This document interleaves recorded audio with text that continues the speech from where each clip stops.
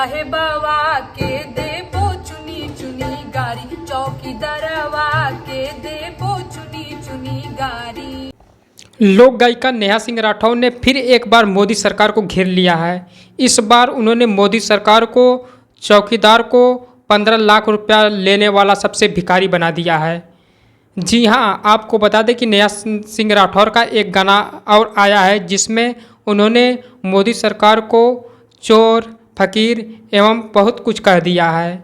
उन्होंने कहा कि जंतर मंतर पे बेटियों रो रही हैं लेकिन मोदी सरकार का क्यों नहीं उनका साथ दे रही है। और दूसरी कि 2 करोड़ का वादा किए थे 2014 में नौकरी देने के लिए, क्यों नहीं नौकरी दे रहे हैं, लड़के बेचारे सब सब्जी बेच रहे हैं।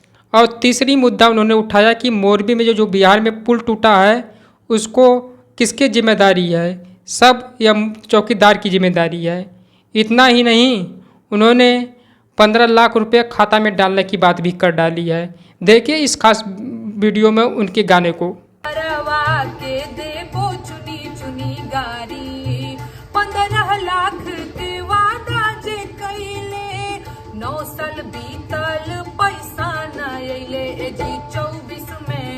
एजी 24 में मामला विरोधियन के भारी, झोला उठाओ झोला लेके चले जाओ, मन की बात कहीं और सुनाओ। एजी 24 में ढील होइला मर्दारी, जंतर मंतर पे बेटी रोवेली, चौकीदारवा के बाट जोहेली, चौकीदारवा के मंत्री भइल व्याभिचारी।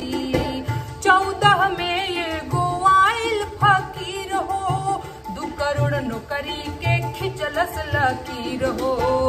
एजी नौकरी ना चकरी बढ़ल बेरोजगारी, दुलरुआ बबुआ बेचले तरकारी, साहेबवा के देबो चुनी चुनी गारी। सुन सुन साहेब करप्शन के खेल हो, पटरी से रेल हो जाला डीरेल हो।